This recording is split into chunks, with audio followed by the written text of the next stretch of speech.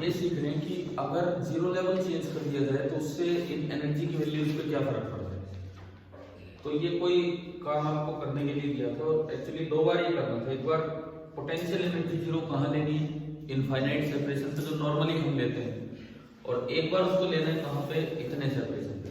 ठीक है, तो ये दोनों पार्ट हमें स्टडी करने हैं और आयनाइजेशन एनर्जी की कैलकुलेट करनी आनी चाहिए। वो सेम आएगी नहीं आएगी वो अपने आप देखेंगे लास्ट में। ठीक है, तो सबसे पहले मैं तो सिचुएशन सुनाऊं। एक तो ग्राउंड स्टेट में सेपरेशन कितना होता है।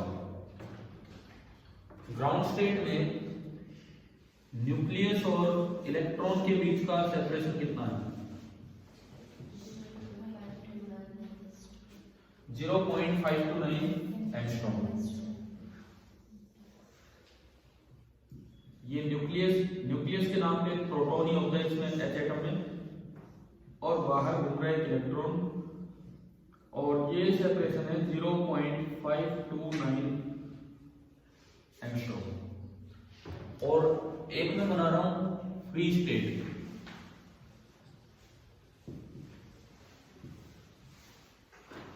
फ्री स्टेट का मतलब है कि ये प्रोटॉन यहां है और इलेक्ट्रॉन लगभग कितनी दूर है, इनफाइनाइट डिस्टेंस। ठीक है, पहला जो पार्ट था ए पार्ट, उसमें बोला गया कि जीरो लेवल कहां मानो, इनफाइनाइट। मतलब इस समय जो इसकी पोटेंशियल एनर्जी है वो कितनी है, जीरो। अगर इनफाइनाइट सिचुएशन पे पोटेंशियल एनर्जी जीरो मानते हैं तो यहां पोटेंशियल एनर्जी का वो फॉर्मूला वैलिड होता है, K Q1 Q2 divided by R। ये फॉर्मूला तभी वैलिड होता है जब आप इनफाइनाइट सेपरेशन पे पोटेंशियल एनर्जी कितनी माने, जीरो। तो ये आपका होगा -KE² R, -KE² R। ये इसका फॉर्मूला है। ठीक है ना, लेकिन ये तभी लगता है जब वहां पोटेंशियल एनर्जी जीरो, और हमने ये यूज करके वैल्यू निकाल रखी है, कल ही निकाली होगी शायद। तो ये जो वैल्यू निकल के आई थी, ये आई थी -27.2 इलेक्ट्रॉन वोल्ट। ठीक है, तो जब आप इनफाइनाइट सेपरेशन पे जीरो लेवल मानते हो तो ए पार्ट के आंसर सुनिए आप। ए पार्ट के पहले मैं बात करूं ग्राउंड स्टेट की, इसकी बात मैं कर रहा हूं। पोटेंशियल एनर्जी कितनी, -27.2। काइनेटिक एनर्जी, अगर आप इनफाइनाइट सेपरेशन पे जीरो लेवल मानते हो, x माइनस x और 2x वाले रिलेशन वैलिड होते हैं यहाँ पे। काइनेटिक एनर्जी क्या होगी, इसका आधा कर दो और पॉजिटिव कर दो, है ना, तो कितनी होगी, 13.6 इलेक्ट्रॉन वोल्ट। और टोटल एनर्जी -13.6 इलेक्ट्रॉन वोल्ट। अब बात करें आयनाइजेशन एनर्जी की। आयनाइजेशन एनर्जी का मतलब होता है कि इस इलेक्ट्रॉन को यहां से और इंफिनिटी पे भेजने के लिए आपको कितनी एनर्जी देनी पड़ेगी, वो क्या होगी, इसकी आयनाइजेशन एनर्जी। ठीक है, तो अभी इसकी एनर्जी है कितनी टोटल, -13.6, और इंफिनिटी पे कितनी एनर्जी चाहिए, तो -13.6 में क्या ऐड करेंगे, जीरो, 13.6। इसका मतलब ये आपका हो गया 13.6। ये तो है पहले आंसर ए पार्ट के। फर्स्ट के ए पार्ट के आंसर तो ये। अब फर्स्ट के बी पार्ट पे मैं चलता हूँ। ग्राउंड स्टेट पे मैं बी पार्ट पे चल रहा हूँ एक बार, है ना, फिर उस पे चलेंगे फर्स्ट एक्साइटेड स्टेट पे बाद में। ग्राउंड स्टेट के बी पार्ट का मतलब है, ए पार्ट में कहा था कि इंफिनिटी पे जीरो लेवल मानो, और बी पार्ट में कहा है 0.529 एंगस्ट्रॉम सेपरेशन पे ही आप क्या मानो, जीरो लेवल। तो ये ग्राउंड स्टेट में तो होता है इतना सेपरेशन, हमें समझ आ रहा है। इस समय पोटेंशियल एनर्जी है कितनी, पुराने लेवल के अनुसार ये है ना। तो आप क्या करो, अगर इसको जीरो लेवल बनाना है तो यहाँ पे पोटेंशियल एनर्जी कितनी हो जाएगी, इस पे नहीं जा रहे हैं, फर्स्ट एक्साइटेड पे थोड़ी देर में आ रहे हैं। यहाँ पोटेंशियल एनर्जी कितनी होगी, जीरो, क्योंकि इसको तो आपने अब क्या मान लिया है, सीधा जीरो लेवल। समझ आ रहा है? अब देखो जीरो लेवल मानने के लिए आपने इसमें कितना ऐड किया, यहाँ पे -27.2 थी और अब एनर्जी जीरो, मतलब आपने कितना ऐड किया, +27, यानी कि हर जगह की पोटेंशियल एनर्जी में ये ऐड हो जाएगा। जीरो लेवल चेंज करने से दो लेवल्स का डिफरेंशियल एनर्जी चेंज नहीं होता है, हर जगह की पोटेंशियल एनर्जी चेंज होगी। इसमें 27.2 ऐड किया तो हर जगह की पोटेंशियल एनर्जी में कितना ऐड हो जाएगा, 27.2। यानी कि अगर आप इसको पोटेंशियल एनर्जी जीरो कह दो, पहले पोटेंशियल एनर्जी कितनी थी, 27.2, अगर आप इसको जीरो कह दो तो इसकी पोटेंशियल एनर्जी जीरो नहीं बल्कि वो कितनी हो जाएगी, 27.2। देखो मेरे पास दो चीजें हैं, एक ग्राउंड स्टेट है और एक इनफाइनाइट सेपरेशन। अगर इनफाइनाइट सेपरेशन में एनर्जी जीरो थी तो ग्राउंड स्टेट की कितनी थी, -27.2 थी। अगर इनफाइनाइट पे जीरो थी तो ग्राउंड स्टेट की एनर्जी थी -27.2। मैं यहाँ पे एक कॉलम और ऐड करता हूं, इनफाइनाइट सेपरेशन की एनर्जी, एक कॉलम और मैंने ऐड किया, और फिर मैं लिख रहा हूं आयनाइजेशन एनर्जी। पिछली बार आपने इनफाइनाइट सेपरेशन पे एनर्जी कितनी मान रखी थी, जीरो, ठीक है, तो जाके आयनाइजेशन एनर्जी आई थी +13.6 इलेक्ट्रॉन वोल्ट। कि यहां तक समझ आए ना, है ना?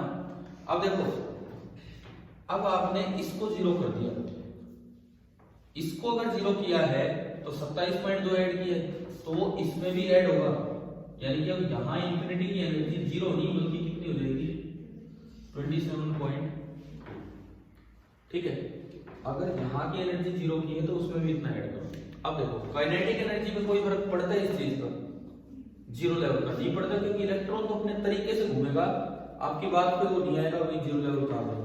यानी कि ये एनर्जी अभी भी कितनी रहेगी, 13.6।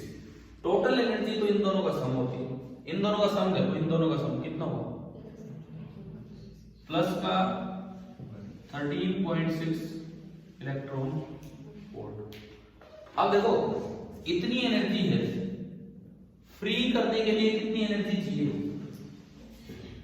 27.2। पिछली बार इतनी एनर्जी थी, फ्री करने के लिए जीरो चाहिए तो कितना ऐड किया था, +13.6। इस बार इतनी एनर्जी इतनी चाहिए फ्री करने के लिए, कितना और ऐड करना पड़ेगा, 13.6। इसीलिए आयनाइजेशन एनर्जी इंडिपेंडेंट है चॉइस ऑफ जीरो लेवल। कल इस क्वेश्चन से जस्ट पहले एक सवाल दिया था, कौन कौन सी वैल्यू डिपेंड करती है नहीं करती है ना। तो आप आयनाइजेशन एनर्जी में शुरू में थोड़ा कंफ्यूज हो रहे थे, क्योंकि आपको लग रहा था कि जितनी नेगेटिव टोटल एनर्जी है उतनी पॉजिटिव आयनाइजेशन एनर्जी। क्या यहाँ पे ऐसा हो रहा है, यहाँ पे तो नहीं हो रहा है ऐसा। तो असल में आयनाइजेशन एनर्जी का मतलब होता है जितनी टोटल एनर्जी है, इनफाइनाइट सेपरेशन बनाने के लिए और कितनी एनर्जी में ऐड करूं ताकि ये वाला एनर्जी बन जाए, उसको क्या बोलते हैं, आयनाइजेशन एनर्जी। तो अब बताओ क्या ये एनर्जी की वैल्यू सेम आ गई नहीं दोनों पर, ठीक है। जो इंडिपेंडेंट है वो कौन कौन से हैं, एक तो काइनेटिक एनर्जी और एक आयनाइजेशन एनर्जी, और जो डिपेंड कर रहे हैं वो है पोटेंशियल एनर्जी और टोटल एनर्जी। तो कल जो मैंने कहा था, ये कहा था कि आयनाइजेशन एनर्जी यूं मत लिख देना कि जो ऊपर है वही इंडिपेंडेंट है, तरीके से निकाल के लाना। तो कि ये समझ आया कैसे किया जाए, ठीक है, क्लियर हो रहा है ये सभी को। तो अभी तो ये एक पार्ट हुआ है ग्राउंड स्टेट वाला, मैंने एक और पार्ट आपको दिया था करने के लिए, कौन सा, फर्स्ट एक्साइटेड स्टेट, कि यहां भी आपको एनर्जीज निकालनी है। क्या आपको ही होमवर्क में देके छोड़ दूं एक दिन और, या अभी करवा दूं, तो करवा, आज करवाना कल करवाना, मतलब करवाना आपको ही, कोई बात नहीं। मैं तो इसलिए कह रहा हूं कि अभी मैंने जस्ट ये बताया है कैसे देखने इस तरीके से। फर्स्ट एक्साइटेड स्टेट में कितने बच्चों को पहला समझ आ गया पूरा, सभी को आ गया या कोई डाउट है, हो गया, ठीक है। फर्स्ट एक्साइटेड स्टेट मतलब n बराबर 2, वहां पर रेडियस कितना हो जाता है, 2 टाइम्स की 4 टाइम्स, r के फॉर्मूले याद नहीं है, n² h², n² कितने टाइम्स होंगे? आर का फॉर्मूला क्या था? n square h square upon 4 pi square m kz d square. तो n स्क्वायर आ रहा है, मतलब अगर आप डबल करोगे तो रेडियस 4 टाइम्स होगा, ठीक है। और इन फॉर्मूलों में ये जो फॉर्मूले हैं आपके काइनेटिक एनर्जी वाले, पोटेंशियल एनर्जी वाले, इनमें नीचे आर आता है, ना कि आर स्क्वायर। जैसे अभी ये लिखा माइनस के ई स्क्वायर अपॉन आर, और आर का मतलब है कि सेपरेशन, सेपरेशन कितना है, और सेपरेशन n बराबर 2 पे गए तो कितने टाइम्स हो रहे हैं? 4 टाइम्स।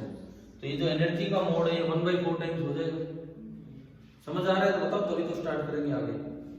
अगर आप n बराबर 2 पे गए तो जो सेपरेशन है वो 4 टाइम्स हो रहा है ना, और यहाँ केवल सेपरेशन आ रहा है, उसका स्क्वायर नहीं आ रहा। तो अगर सेपरेशन 4 टाइम्स हो रहा है तो जो एनर्जी है वो कितने टाइम्स हो जाएगी? 1/4 टाइम्स। तो देखिए अब फर्स्ट एक्साइटेड स्टेट वाला काम स्टार्ट करते हैं। क्या ये नोट हो गया आपके आंसर्स? ये तो ग्राउंड स्टेट के दोनों बार के आंसर है।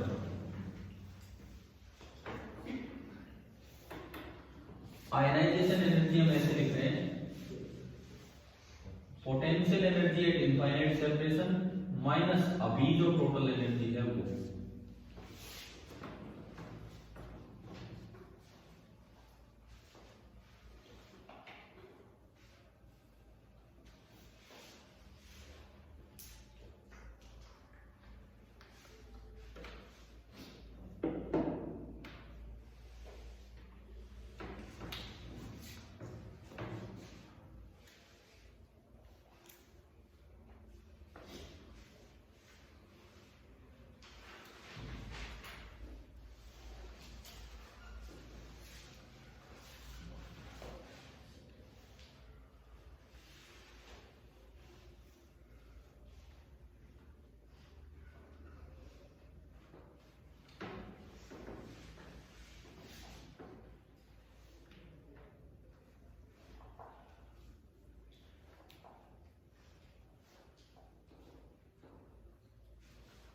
चलिए आगे बढ़े, ठीक है। अब मैं फर्स्ट एक्साइटेड स्टेट की तरफ चलूंगा, तो उसके लिए दो बार ये आंसर आएंगे ए और बी के लिए, इस तरह से।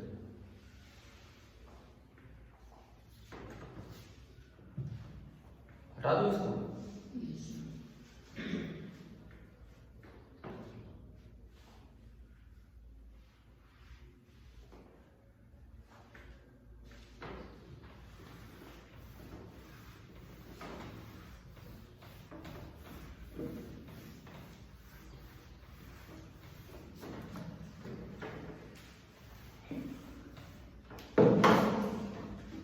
फर्स्ट एक्साइटेड स्टेट बनाने के लिए मैं तीन चीजें दिखा रहा हूं।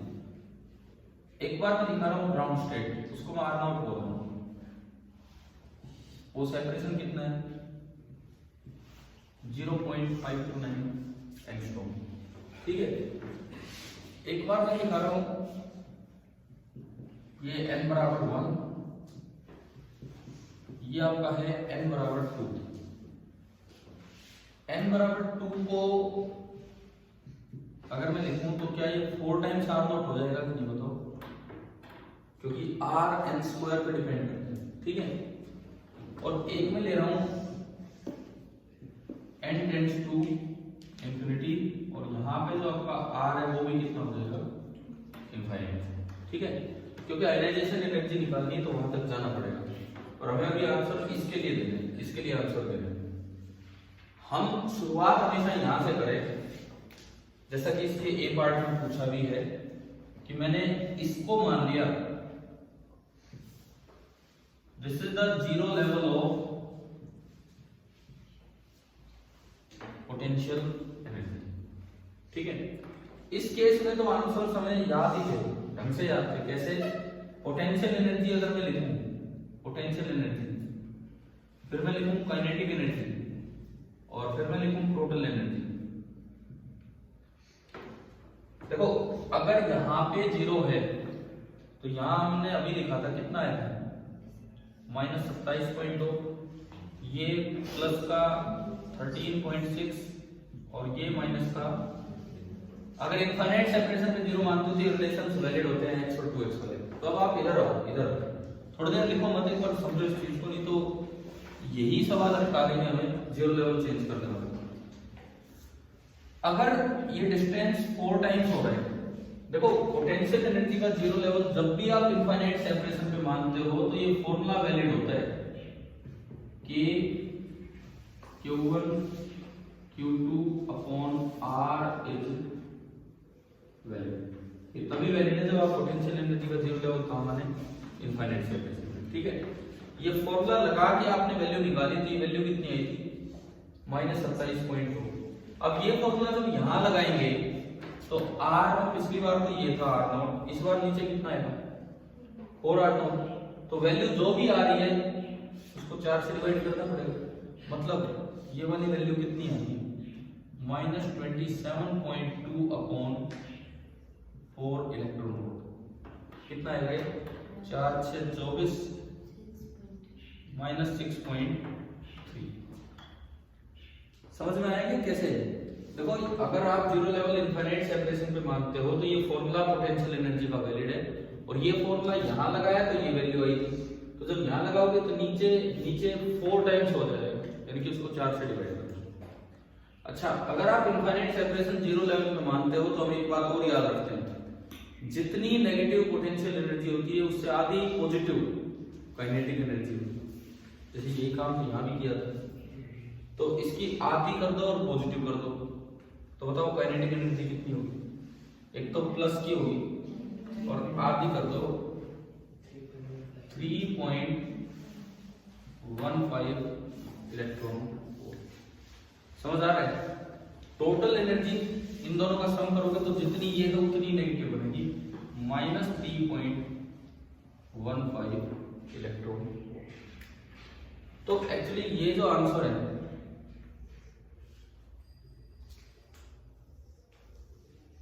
ये सेकंड क्वेश्चन के ए पार्ट के आंसर आए मेरे पास, ए पार्ट के, जब मैंने पोटेंशियल एनर्जी का जीरो लेवल कहा है इनफाइनाइट सेपरेशन। अब मैं चलूंगा बी पार्ट पे, आप कर लो, नोट कर लो किस तरह बताया वो भी ध्यान रखना।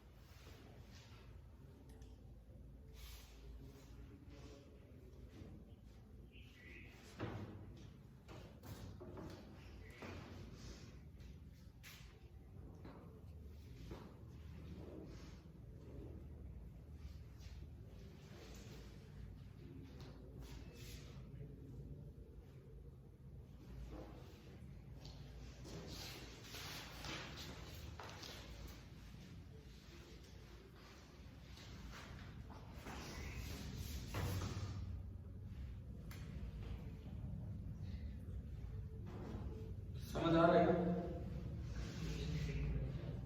कैलकुलेशन में गड़बड़ है, 6.8 कहां पे,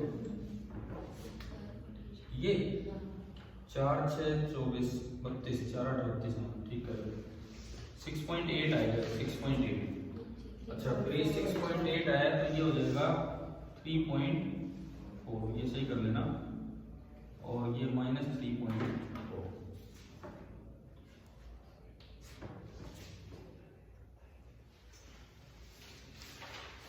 चलो ये तो हुआ ए पार्ट। अब देखो बी पार्ट कैसे करना चाहिए। बी पार्ट में क्या बोला है, देना इसी की एनर्जी है, लेकिन जीरो लेवल कहां मानना है, 0.5 नहीं। अब देखो जीरो लेवल यहां पहुंचा दिया, तो अब इस पार्ट को कैसे करें। अगर मैं बी पार्ट पे चलता हूं, ये तो ए पार्ट हो गया, सभी का नोट हो गया। अब अगर मैं बी पार्ट पे चलता हूं तो उसके लिए ना मुझे डायग्राम दूसरे तरीके से, मतलब ये अरेंजमेंट बनाना पड़ेगा सेकंड का बी पार्ट करने के लिए। सेकंड का बी पार्ट करने के लिए इस तरह सोचना पड़ेगा। अब देखिए, अच्छा एक चीज और दी लिखी ना इसमें, आयनाइजेशन एनर्जी, तो ए और बी दोनों ही हो जाएंगे। ध्यान से देखिएगा,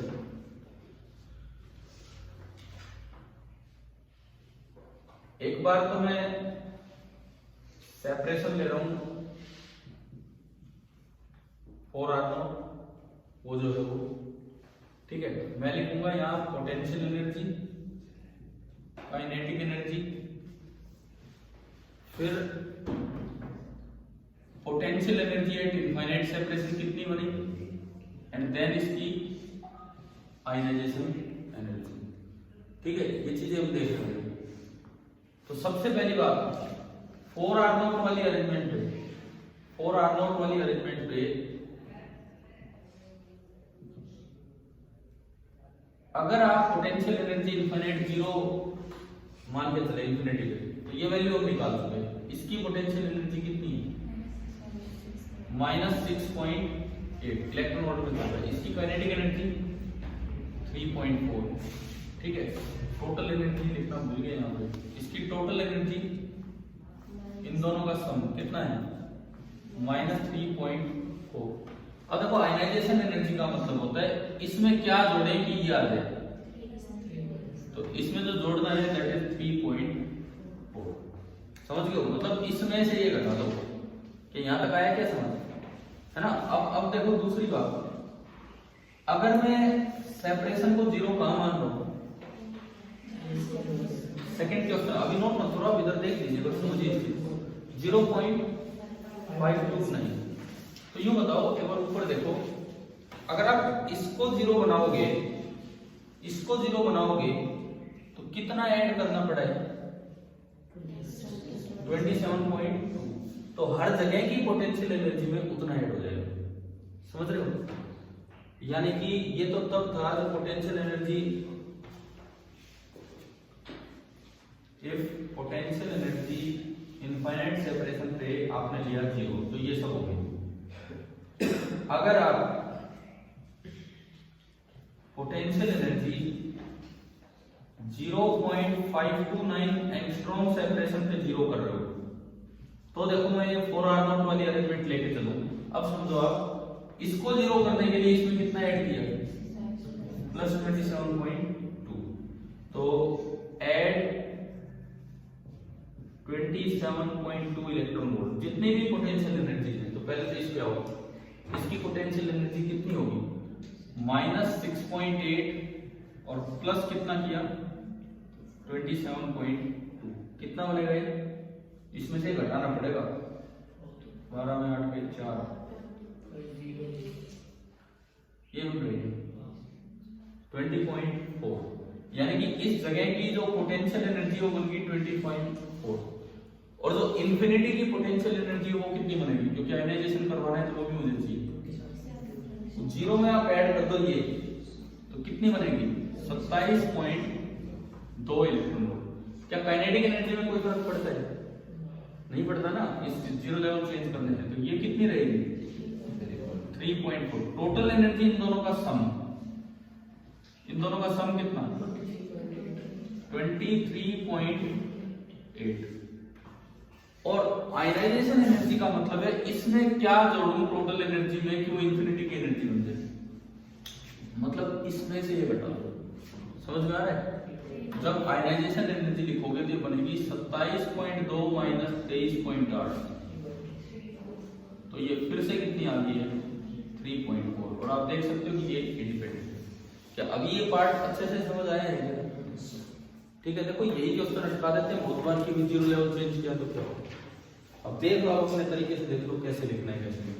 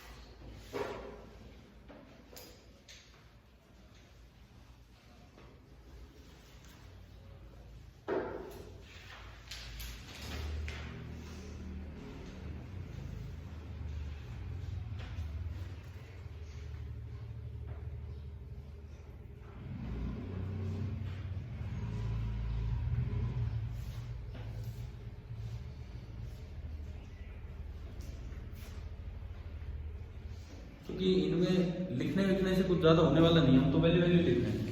चीज़ समझ में आनी चाहिए कि कैसे हम जीरो लेवल चेंज कर रहे हैं।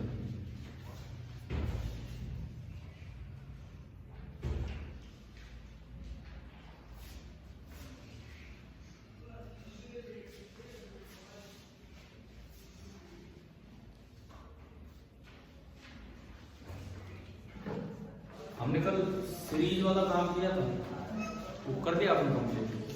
आपके लिए मैंने छोड़ा था कि भाई हाँ ये अब कर लेंगे, है ना। फटाफट ही हो जाओगे आर और आर सी की टर्म्स में तो वो चीजें। चलेंगे मिटा दो इसको आगे बढ़े।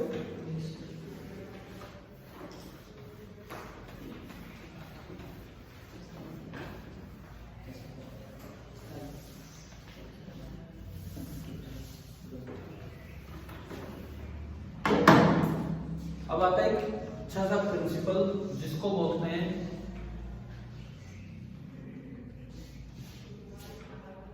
Bourse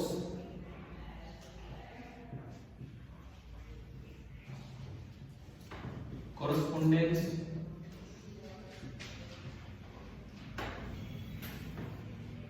principal. Bohr's correspondence principle. और असल में कहाँ है एनसीईआरटी में, इसका नाम नहीं लेकिन स्टेटमेंट और मतलब इस पे क्वेश्चन कहाँ है मैं ये भी क्लियर कर दूं आपको, चाहे तो इसके साथ नंबर भी डाल दो।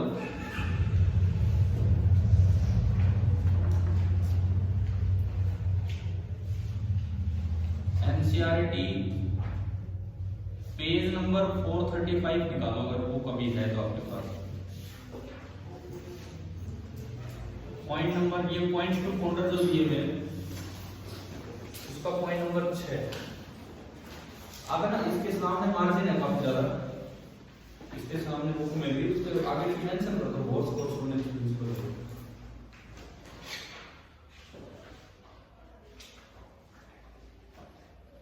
और फिर इस पे क्वेश्चन कहाँ है वो भी बता देता हूँ। पेज नंबर 436 पे लास्ट जो सबसे नीचे जो क्वेश्चन है, एक्सरसाइज नंबर कितनी है 13 नंबर है जो 12.13।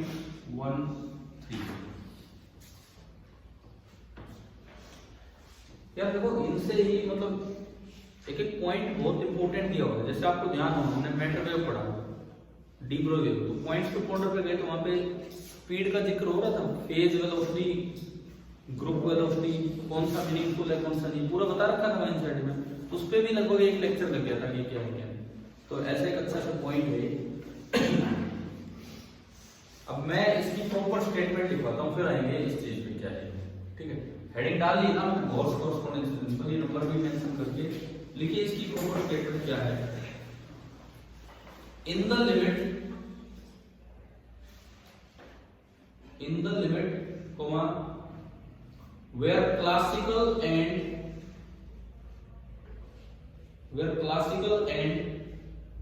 quantum theories should agree, where classical and quantum theories should agree, comma the quantum theory must reduce to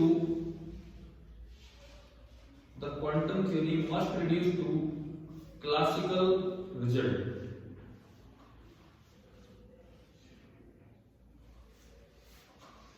quantum theory must reduce to classical result. ये तो ना बड़ा जनरल बोर्ड ने जो दिया था वो प्रिंसिपल लिखवा दिया, बड़ा जनरल सा, ये खाली इसी चैप्टर में नहीं हर जगह वैलिड होता है।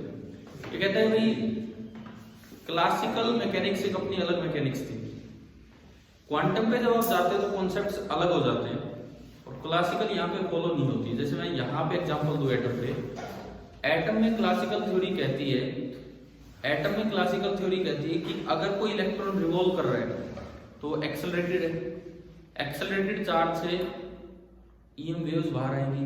रदरफोर्ड मॉडल के फेल होने का कारण यही तो था, पढ़ा था हमने। एक्सेलरेटेड है तो उससे ईएम वेव बाहर आएगी। और मैक्सवेल की थ्योरी कहती है कि उन ईएम वेव की फ्रीक्वेंसी कितनी होगी जितनी की चार्ज की रिवॉल्यूशन की फ्रीक्वेंसी। क्या ये बातें आ चुकी हैं? ये तो थी क्लासिकल फिजिक्स। क्वांटम फिजिक्स कह रही है, मतलब ये जो बोर वाला मॉडल है ये कह रहा है कि नहीं, ऐसा नहीं है रिवॉल्यूशन से, ये तो कह रहा है एनर्जी बाहर तब आ रही है जब इलेक्ट्रॉन हायर ऑर्बिट से लोअर ऑर्बिट में जंप करे। ठीक है, तो क्या दोनों फ्रीक्वेंसी सेम हो सकती है? मतलब एक थ्योरी कहती है कि जो रिवॉल्यूशन की फ्रीक्वेंसी वही बाहर आती है, एक थ्योरी कहती है कि जब जंपिंग होगी तो बाहर आएगी। तो क्या दोनों फ्रीक्वेंसी, दोनों लाइन सेम हो सकती हैं? तो ये बोर का प्रिंसिपल कहता है बिल्कुल हो सकती हैं। लिमिटिंग स्टेट मतलब n थोड़ा ज्यादा ले लिया आपने। लिमिटिंग स्टेट में चाहे बोर वाली बात करो चाहे मैक्सवेल वाली बात करो, दोनों से फ्रीक्वेंसी की वैल्यू क्या आएगी? बिल्कुल सेम आएगी। ये क्या है आपका बोर्स मॉडल। ठीक है, अब एक बार एनसीईआरटी का पॉइंट टू पॉइंटर पढ़ के देखते हैं। वो जो पॉइंट नंबर 6 है वो ये क्या लिखा है उसमें। पॉइंट नंबर 6 वाला देखिए, इन बोर्स मॉडल लिखना नहीं है वैसे, सुनिए। In Bohr's model contrary to ordinary classical expectation, normally जो हम सोचते हैं कि ऐसा होना चाहिए वैसा होना चाहिए, उसके विपरीत the frequency of revolution of an electron is not connected to the frequency of spectral line. ये जो spectral lines बाहर मिल रही हैं, इनके साथ frequency of revolution connected नहीं है। ठीक है ना, बोर मॉडल तो यही कहता है। The later मतलब बाद में जो ये कह रहा है, मतलब जो बोर मॉडल ने जो एनर्जी दी है, the later is the difference between the two orbital energy divided by h। भाई बोर मॉडल का फॉर्मूला क्या था एनर्जी ट्रांजिशन का? h nu is equal to E initial minus E final. तो new कितना आ गया? E initial minus E final upon, तो ये यूं कह रहा है कि दो एनर्जी लेवल का डिफरेंस डिवाइडेड बाय h होना चाहिए। लेकिन for transitions between large quantum numbers, मान लो n थोड़ा ज्यादा है, 100 के आसपास पहुंच गया, ठीक है, n थोड़ा ज्यादा है, और वहां पे अगर आप ट्रांजिशन करते हो तो however the two coincide as expected according to Bohr's correspondence principle। ये आगे लिखा नहीं है। ये क्या कहता है? वैसे तो अगर n छोटा है तो रिवॉल्यूशन की फ्रीक्वेंसी अलग होगी और ट्रांजिशन की फ्रीक्वेंसी अलग होगी, और बाहर जो फ्रीक्वेंसी मिलती है स्पेक्ट्रल लाइन की वो ट्रांजिशन वाली फ्रीक्वेंसी होती है।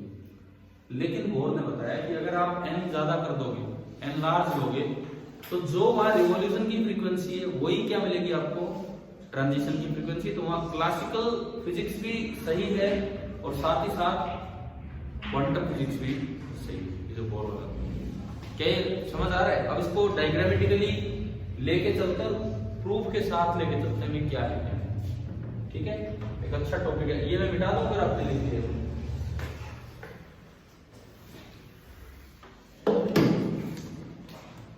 देखिए दो बातें हैं। सबसे पहले मैं ये मान के चल रहा हूं कि n जो है वो लार्ज है, काफी दूर की हम बात कर रहे हैं। ठीक है, एक बार मैं ले रहा हूं क्लासिकल फ्रीक्वेंसी और एक बार मैं लूंगा क्वांटम फ्रीक्वेंसी जो बोर मॉडल ने बताई है। पहले मैं क्लासिकल फ्रीक्वेंसी पे आता हूं। क्लासिकल फ्रीक्वेंसी तो केवल ये कहती है कि nu classical that is equal to nu जो सोर्स चार्ज रिवॉल्व कर रहा है उसकी फ्रीक्वेंसी है ना। ठीक है, अब n बड़ा है, ये न्यूक्लियस है, ये इलेक्ट्रॉन बाहर घूम रहा है किसी फ्रीक्वेंसी के साथ, तो जो वेव बाहर निकल के आ रही है उसकी जो फ्रीक्वेंसी होगी दैट इज न्यू क्लासिकल। ठीक है, ये आपकी है न्यू क्लासिकल, केवल घूमने की वजह से जो निकली, और वो किसके बराबर होगी? रिवॉल्यूशन ऑफ सोर्स, और सोर्स है इलेक्ट्रॉन। हमने फॉर्मूले याद किए, पहले रेडियस का फॉर्मूला याद किया, फिर वेलोसिटी का फॉर्मूला याद किया, फिर टाइम पीरियड का फॉर्मूला क्या याद किया? भाई वो याद नहीं है तो यार फिर चैप्टर में दिक्कत आएगी यार। टाइम पीरियड का फॉर्मूला क्या याद किया?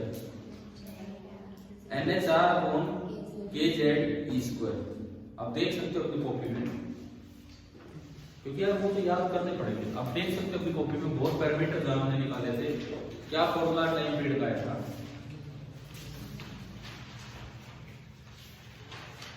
सर्वा के पहुंच रहे सब देख जाते हैं पर क्या फॉर्मूला है बताओ, NHR/kz²। तो फ्रीक्वेंसी ऑफ रिवॉल्यूशन का क्या फॉर्मूला होगा, kz²/NHR। ठीक है, ये R इसका रेडिएशन। तो अब जो न्यू क्लासिकल निकल के आता है, न्यू क्लासिकल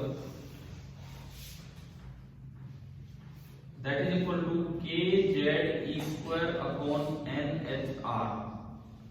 एंड R का फॉर्मूला क्या याद किया था, आज भी दो बार बोल चुके हो, n²h²/4π²mkz²। देखो ये सवाल शुरू ही नहीं होंगे अगर ये फॉर्मूला याद नहीं है तो आपको बार बार उनको डिराइव करने में लगे रहेंगे। ये आपने इसमें पुट किया तो जो न्यू क्लासिकल, ये देखो नीचे NH है और नीचे R और आएगा तो n3h³ बन गया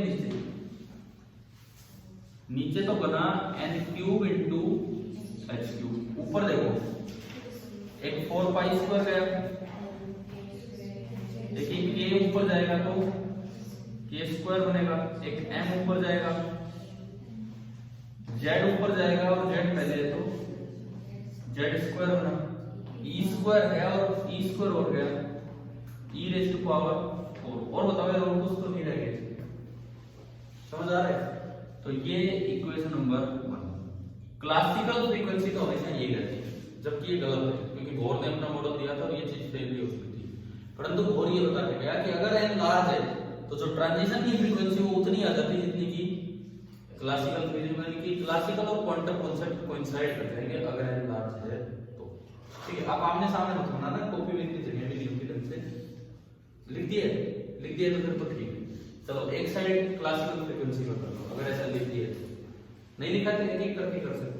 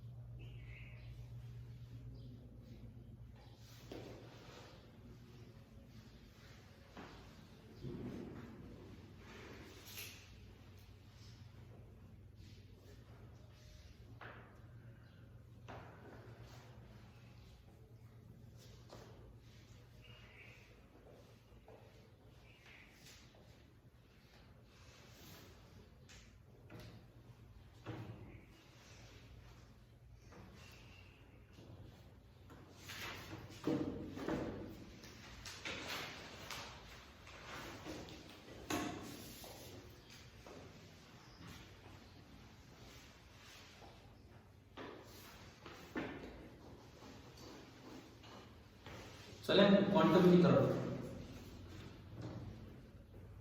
अब न्यू क्वांटम, इसके लिए ट्रांजिशन करवाना पड़ेगा क्योंकि बोर मॉडल कहता है कि वैसे तो इलेक्ट्रॉन निकलेगा ही ना, सॉरी एनर्जी निकलेगी नहीं। तो उसके लिए हमने क्या किया, अगर आपको तो एटलीस्ट एक तो उतारना पड़ेगा, एटलीस्ट एक तो नीचे लाना पड़ेगा अगर आप एनर्जी बाहर चाहते हैं। ये इलेक्ट्रॉन यहां घूम रहा था, सपोज ये nth ऑर्बिट है और ये कौन सा है n-1। तो ये इलेक्ट्रॉन यहां से यहां जब उतरा होगा तो कुछ एनर्जी बाहर आई होगी और उस फ्रीक्वेंसी को हम क्या नाम दे रहे हैं, न्यू क्वांटम। ठीक है, और न्यू क्वांटम का जो तरीका बोर ने बताया, energy of nth minus energy of n-1 and divided by, क्योंकि h न्यू का ये फॉर्मूला दिया है ना। अब फिर से फॉर्मूले पे जाएंगे, एनर्जी वाले बड़े बड़े फॉर्मूले थे लेकिन वो याद तो करने होंगे। तो En का फॉर्मूला जो था, देखो मैं आपको बताऊं ऐसे याद होनी चाहिए। एक तो नेगेटिव के साथ शुरू होता है, एक 2 pi square m k square z square e rays power 4 upon n square h square. एक बार अपनी कॉपी से आप देख लो, एनर्जी का भी ये एक्सप्रेशन आपने निकाला होगा।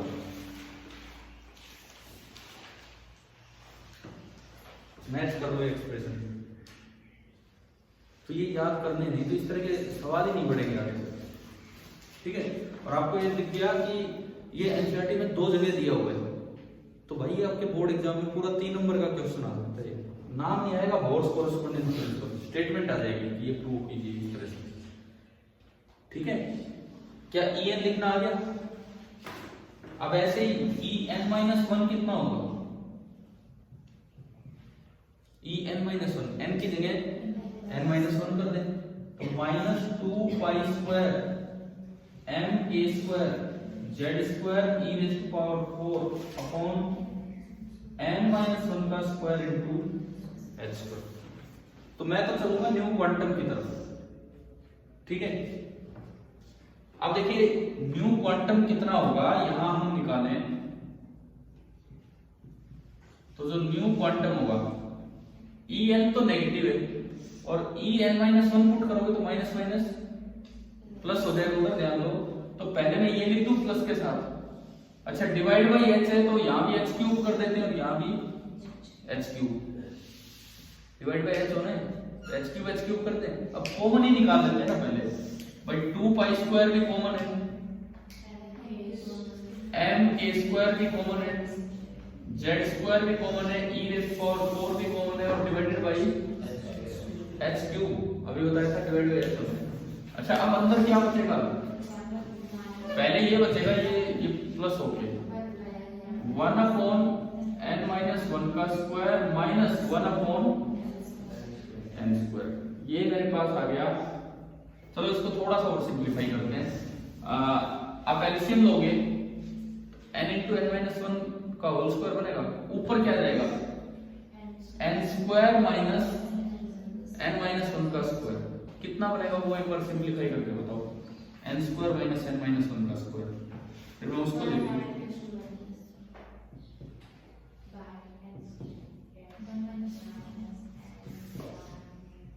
इतना लंबा क्या ये एक्सप्रेशन चले जा रहे हैं। देखो नीचे तो बचा n स्क्वायर इंटू n-1 का होल स्क्वायर, अब मैं केवल ये पूछ रहा हूँ ऊपर क्या बचेगा वो बता दो।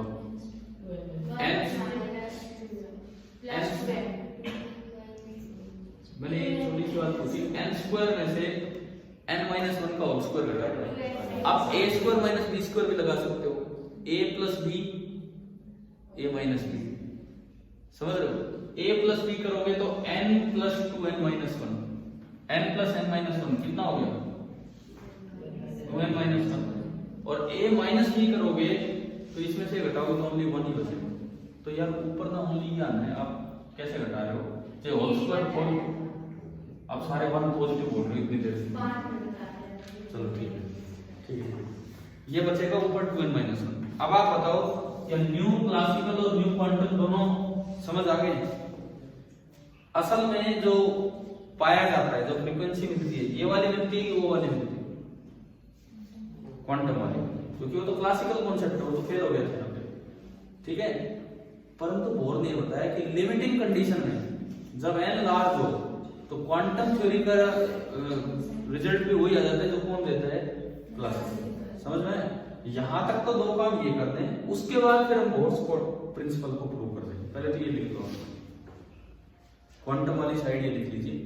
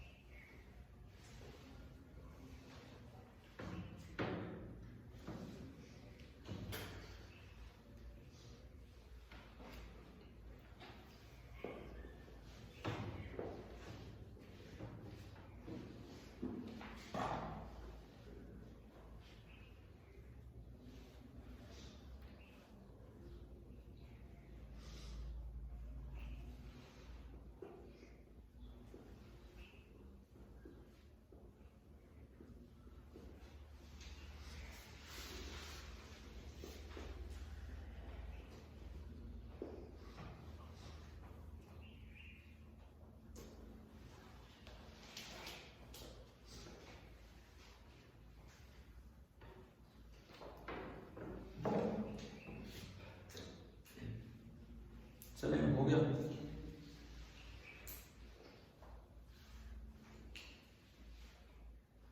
इसके बाद एक लाइन ये लिखो, new quantum is always valid,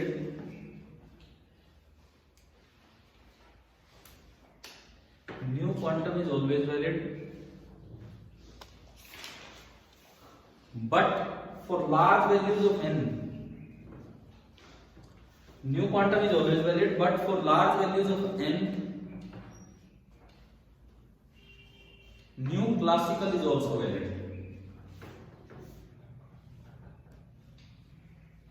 अब ये कॉमन लाइन है, केवल एक साइड में मतलब हम सब ये कॉमन काम चल पड़ा आगे दोनों के लिए, ठीक है।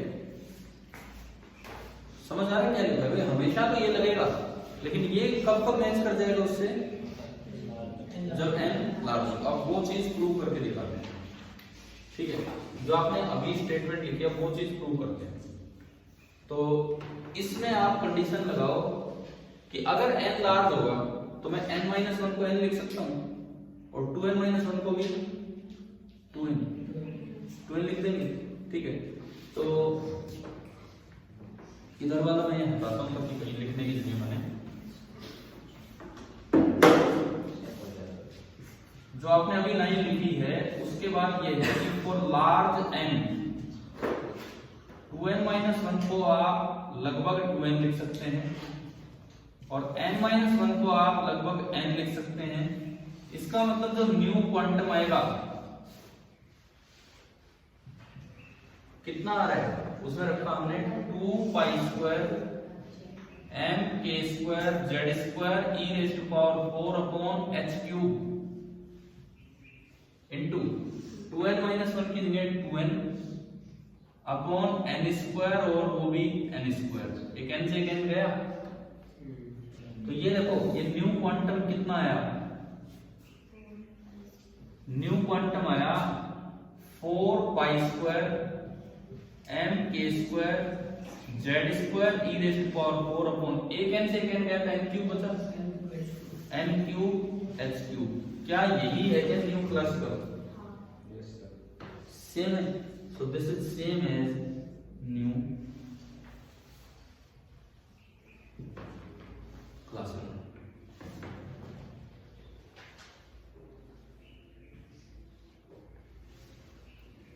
एक बड़ा अच्छा सा रिजल्ट है, क्या समझ आ गई? ठीक है। और ये कहाँ डायरेक्ट काम आ सकता है, मान लो क्वेश्चन ही आ जाए न्यूमेरिकल की 100th ऑर्बिट में इलेक्ट्रॉन घूम रहा है और 100 से 99 पे जंप कर गया, तो बताओ फ्रीक्वेंसी ऑफ रेडिएशन कितनी होगी? क्या ये लगाएंगे तो आपको डिफरेंस में बड़ा फॉर्मूला लगाना पड़ेगा, और जबकि ये एक बहुत छोटा सा फॉर्मूला था। टाइम पीरियड का हम याद रखते हैं NH/AZ², उसका रेसिप्रोकल करो और डायरेक्ट फिर आपको वहीं से न्यू मिल जाएगा। समझ आ रहा है? अब एक बार वो पॉइंट आपने पढ़ा था, क्या वो समझ आ गया था एनसीईआरटी का? अब उस क्वेश्चन को और पढ़िए, क्वेश्चन नंबर 13।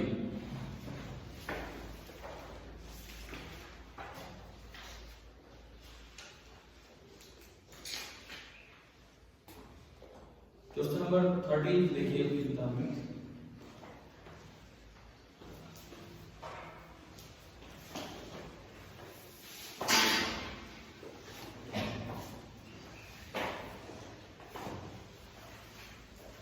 क्या पूछा उसने? यही करना है। Obtain an expression for frequency of radiation emitted when a hydrogen atom de-excites from n to n-1। तो वो तो न्यू क्वांटम निकालना है, जो हमारा इक्वेशन नंबर 2 है ना। इक्वेशन नंबर 2 तक तो इसका पहला पार्ट हो गया। उसके बाद for large n show that this frequency equals the classical frequency। तो क्या वो हमने यहाँ करके दिखा दिया? तो उसके लिए न्यू क्लासिकल पहले करके दिखाना चाहिए और लास्ट में बोल देंगे कि ये, ठीक है। या आपके सीबीएसई मतलब बोर्ड एग्जाम में या हरियाणा बोर्ड एग्जाम किसी में भी ये 3 नंबर का तो आराम से क्वेश्चन आ सकता है, और आने के चांसेस इसलिए भी है कि एनसीईआरटी टेक्स्ट बुक में एज अ क्वेश्चन भी दिया हुआ है और पीछे प्रिंसिपल भी मेंशन है, और नाम नहीं दे रखा इसका, बोर्स कोरेस्पोंडेंस प्रिंसिपल। वो थोड़ा जनरल प्रिंसिपल है, तो मैंने आपको उस तरह से लिखवा दिया। पति ये स्पेक्ट्रल लाइन वाली बात है, यहाँ तक समझ आ गई सारी, ठीक है। अब देखिए इसके बाद चले आगे बढ़े थोड़ा।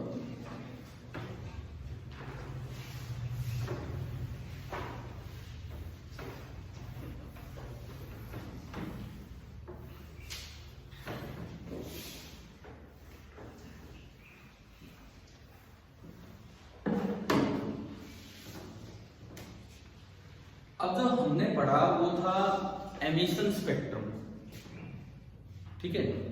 ऐसा ही होता है एब्जॉर्प्शन स्पेक्ट्रम। क्या डिफरेंस क्या है इसमें?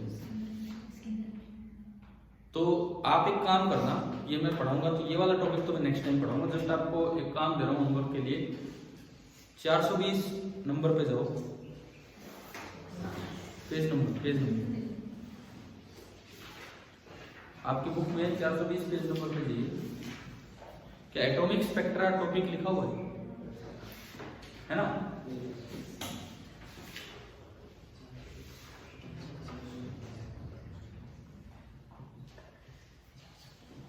Atomic spectra from page number 420। मैं आपको अब ये बता रहा हूं, मे भी क्या पता अगली क्लास एटम की फिनिशिंग क्लास हो, ठीक है। नेक्स्ट क्लास एटम की फिनिशिंग क्लास हो तो अच्छा होगा अगर आप टेक्स्ट बुक साथ लेके आते हैं। और कुछ काम मैं आपको बता रहा हूं जो आप कर देंगे। एक तो ये पेज नंबर 420, उसके बाद जहां थ्योरी का लास्ट सा पेज है वहां ये बोर मॉडल थ्योरी वाले नीचे कितने पॉइंट है? सबसे नीचे 2 पॉइंट है। तो आपको ना ये टॉपिक का नाम नहीं है, मैं करवाऊंगा यार ये सारी चीजें आपको। पेज नंबर बोलना वो जहां 2 पॉइंट स्टार्ट हो रहे हैं 431 431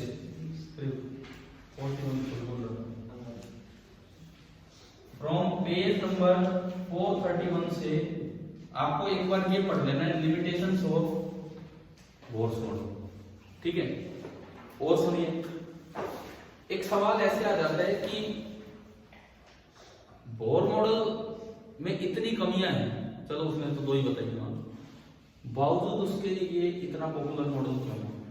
मतलब आज भी बस यहीं तक पढ़ाया जा रहा है 12th क्लास में इस तरह से, ठीक है। तो ये पॉइंट आपको कहां मिलेगा? पॉइंट्स टू पॉइंटर पे आप जाइए,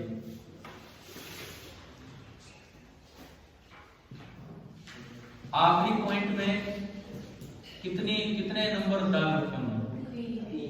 पॉइंट्स टू पॉइंटर नंबर 7 है ना वो, ठीक है। एक आपको ये वाला पॉइंट यहां से पढ़ना है।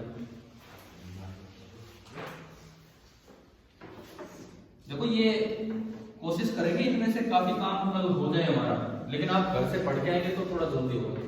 3 चीजें तो मैंने आपको रीडिंग के लिए दी है यहाँ पे, ठीक है। इसके बाद एक्सरसाइज में एडिशनल एक्सरसाइज से पहला सवाल हमने किया था, ठीक है।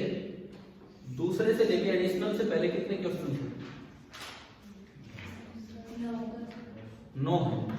ये छोटे छोटे सवाल हैं, छोटे मतलब एक पहला हमने कर दिया है, उसके अलावा जो है ना वो आप छोटे सवाल हैं और कई चीजें उनसे सीखने को मिलेंगी। और हो सकता है वो चीजें हमारे नोट्स में ऐड हो कि भाई ये पॉइंट यहां से मिला है, चलो हमने लिख लिया इस तरह से। ये ट्राई करना है। अच्छा, एडिशनल एक्सरसाइज में सुनो, एक तो थ्योरेटिकल क्वेश्चन है शुरू के 2, एक मैंने अभी करवा दिया नहीं। एक दूसरी साइड देखो, वहां भी 2 सवाल हो चुके हैं, लास्ट के दोनों। म्यून एटम वाला हो गया और एक वो एनर्जी वाला हो गया है ना।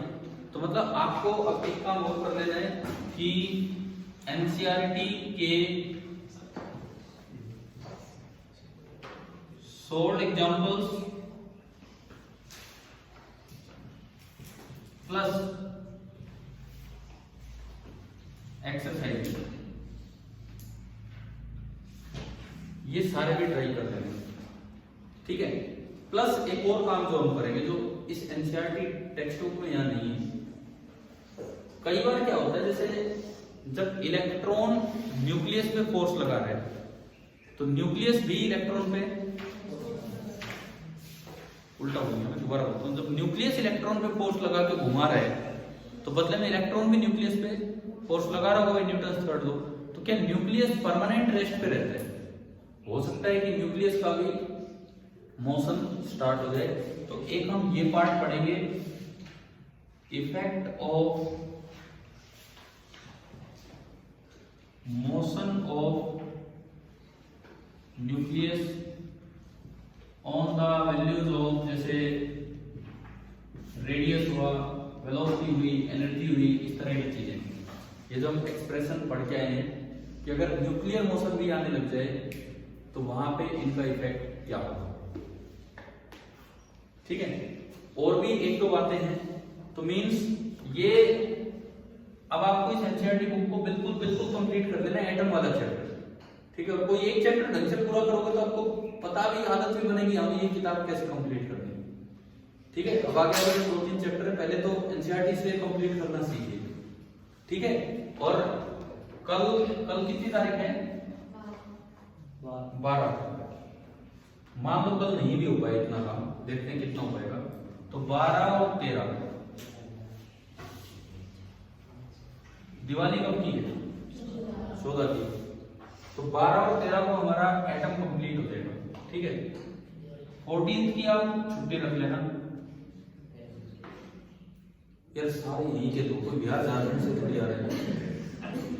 ऐसा तो कुछ नहीं है ना कि कोई साउथ इंडिया से, कोई कहीं से। हम तो कनीना या आसपास के 5-7 किलोमीटर के दायरे में है। तो मुझे लगता है कि दिवाली पे वैसे भी कनीना आना पड़ सकता है सामान वामान लेने, तो लेकिन उस दिन तो मत आना पड़ने। बट हम तो एक दिन की छुट्टी शायद हमारे लिए सफिशिएंट रहेगी। ठीक है ना? जाने तो बस तो एक दिन सफिशिएंट है। तो हम 13 तारीख तक तो अपना एटम्स कंप्लीट कर रहे हैं। ठीक है, 14 का एक गैप है, फिर एटम के अंदर घुसेंगे। फिर कहां जाएंगे हम? न्यूक्लियस। तो अगला जो पार्ट होगा ना, अगला जो पार्ट होगा वो हम स्टार्ट कर रहे होंगे न्यूक्लियस। समझ आ गया? तो आज थोड़ा सा काम ये एनसीईआरटी से कुछ पढ़ के आना, कुछ रीडिंग लगा के आना, और फिर आगे आगे हर एक चैप्टर एनसीईआरटी से अपना कंप्लीट